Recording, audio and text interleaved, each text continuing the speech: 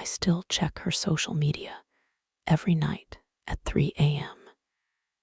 Even though she died 7 years ago, I was the golden child. Perfect grades, polite, never caused trouble. My younger brother was the opposite, always in fights, failing classes, coming home with black eyes and apologies. Our parents never hid who their favorite was. They didn't have to. It was in the way Mom saved the last slice of cake for me, the way Dad kept my childhood trophies on the living room shelf long after he boxed up everything my brother ever made. When I was 24, I got diagnosed with a rare autoimmune thing. The doctors said it was aggressive, unpredictable. They gave me maybe 5 years if the treatments didn't work. I didn't tell anyone right away. I waited 3 months, watched my parents plan their retirement, watched my brother finally get clean and start night classes. Then I sat them down and told them I was sick. The room went quiet in a way I'd never heard before. Mom cried so hard she couldn't speak. Dad just stared at the floor. My brother looked like someone had punched through his chest. From that day on, everything changed. They stopped asking him why he was late. They stopped commenting on his tattoos. They started calling him every day just to hear his voice. They drove him to meetings when he needed rides. They framed the certificate he got for finishing his first semester. They looked at him like he might disappear any second. I got better. The disease went into remission after a brutal year of chemo and experimental drugs. The doctors call it a miracle.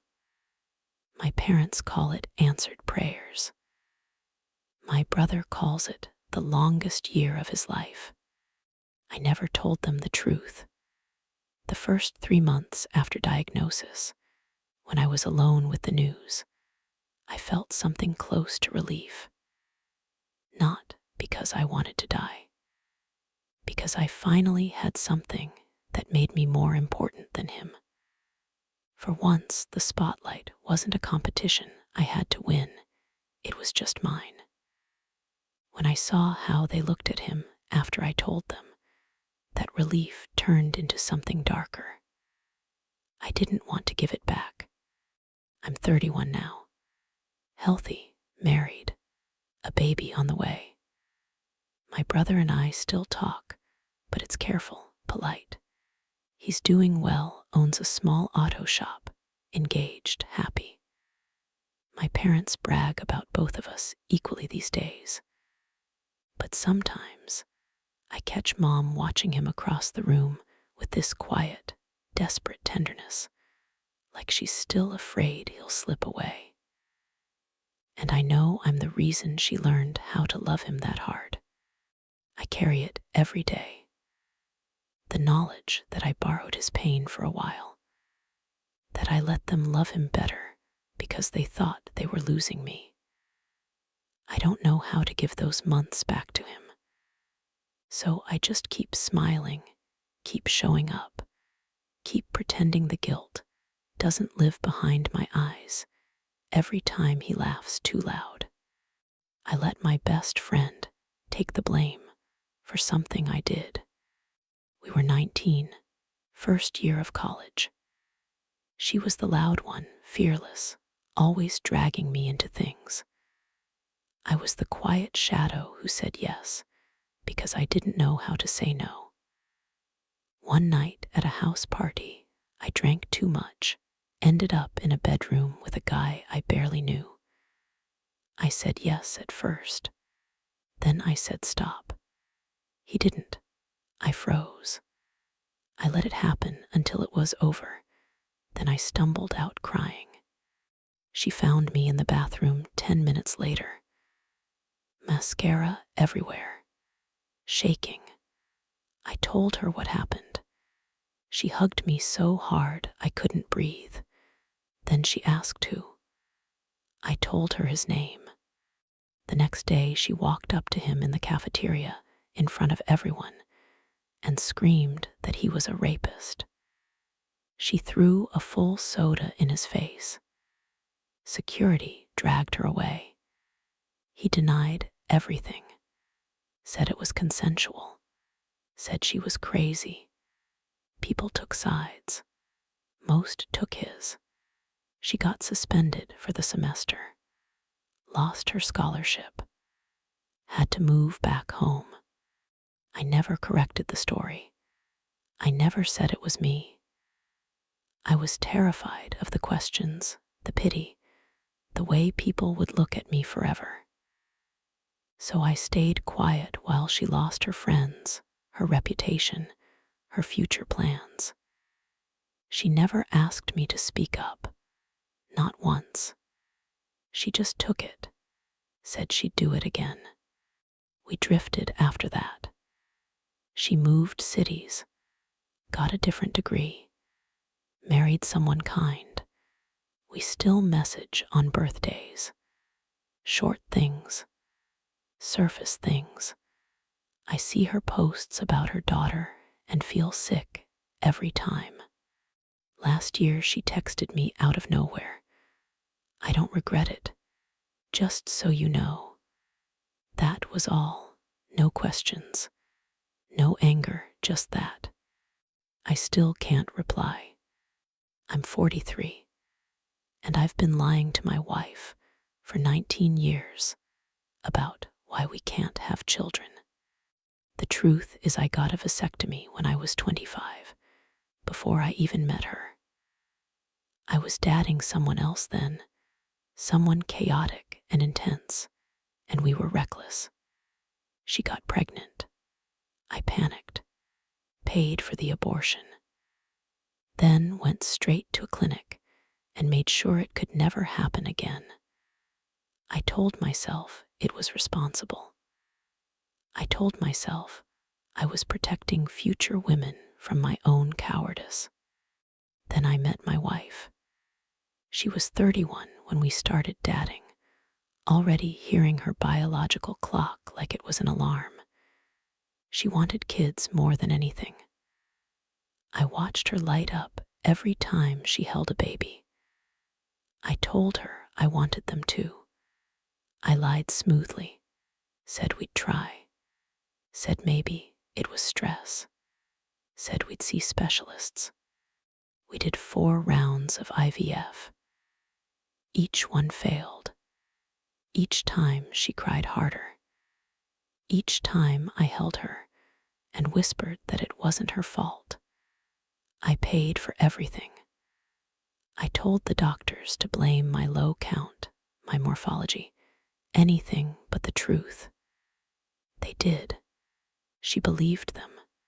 She still believes it's her body that failed us. Now we have a quiet life, a nice house, 2 rescue dogs. She teaches kindergarten. She still gets sad on Mother's Day, but she says she's made peace with it. I nod and agree.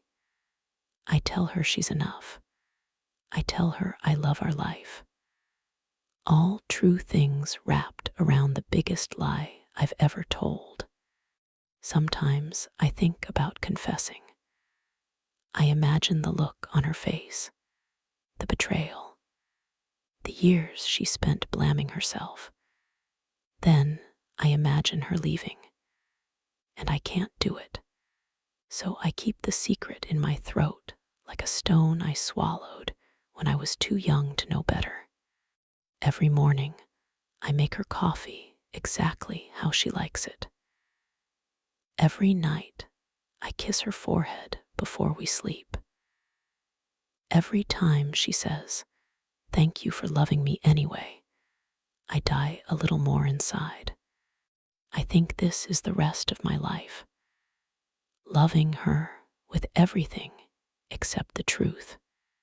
I ruined my niece's life on purpose, and I still don't feel bad.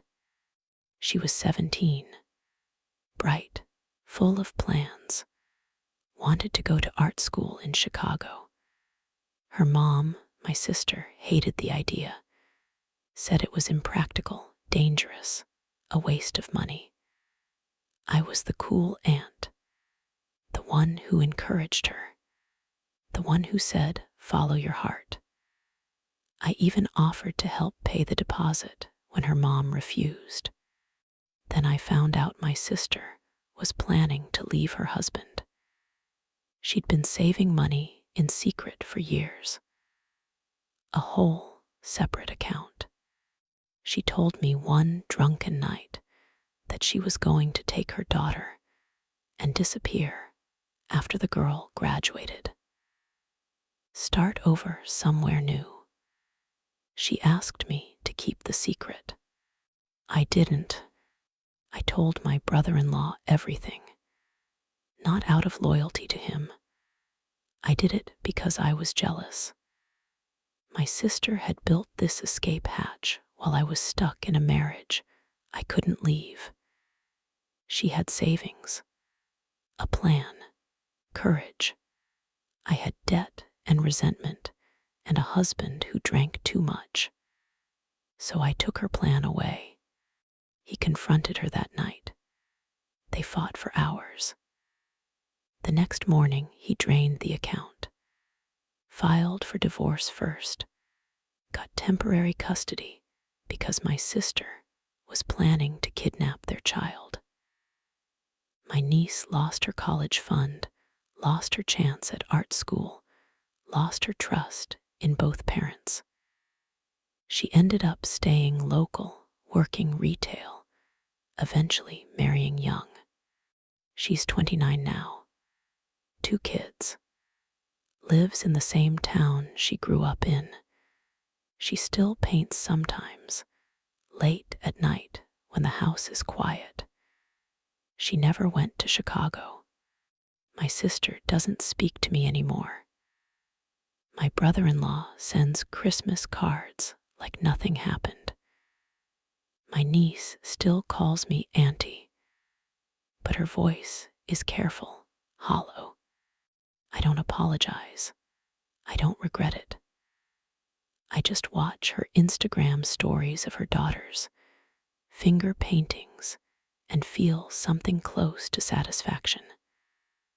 Like I proved, we all have to stay trapped.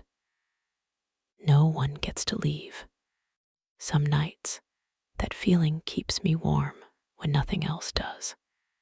I've been pretending to be terminally ill for 4 years, so my family will finally treat me kindly. It started as a small lie. I told my sister I had concerning test results. She immediately drove 4 hours to see me, brought soup, held my hand, called every day. My parents, who hadn't spoken to me in months after an argument about money, showed up the next weekend. They cried. They said they were sorry. They said they loved me no matter what. I didn't correct them. The attention was intoxicating. For the first time since I was a child, I felt wanted. So I kept it going. Vague updates. The doctors are monitoring. New treatment plan. Trying to stay positive. I lost weight on purpose. Wore scarves.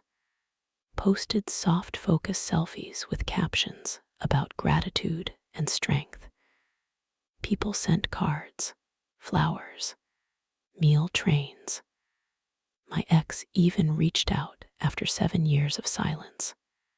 My brother, who used to call me selfish, now checks in weekly. My mom texts me good morning every day. My dad cries when he sees me. They've all rewritten the past in their heads.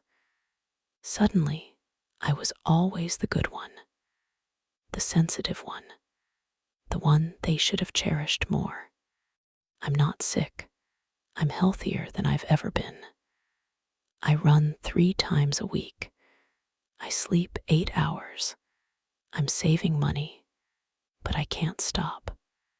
I'm terrified that if I tell them the truth, they'll go back to the cold silences, the passive-aggressive comments, the way they used to look through me like I was furniture. So I keep the lie alive. I keep the appointments I never attend. I keep the medications I flush down the toilet. Sometimes I look in the mirror and hate the face that's fooled everyone I love. Other times, I think this is the closest thing to love I'll ever get from them. I don't know how it ends. I just know I'm not ready for it to end yet. I watch my wife sleep every night and wonder if she knows I'm not her husband, not in the way she thinks. We met when we were 22. I was still figuring out who I was. She fell in love with a version of me that didn't exist yet. Confident, straightforward, masculine in all the ways she was taught to want. I played the part because it felt safe, because she looked at me like I was the answer to every question she'd ever had. Over the years, I've become better at the performance. Deeper voice, wider stance, fewer tears. I learned how to hold her the way she likes. I learned the jokes that make her laugh. I learned to never mention the nights I lie awake, feeling like a stranger in my own skin. She's happy, truly happy. She tells me I'm her rock. She tells her friends she married the perfect man. She tells our daughter she's lucky to have a dad like me. I love them both so much it hurts. But I'm not the person they think I am. I'm not sure I ever was. I've thought about telling her hundreds of times. I write the words in my head while she sleeps next to me. I imagine her face, the confusion, the grief, the way she might look at our sleeping daughter and wonder what else I've hidden. I never say it. Instead, I make breakfast on weekends. I fix things around the house.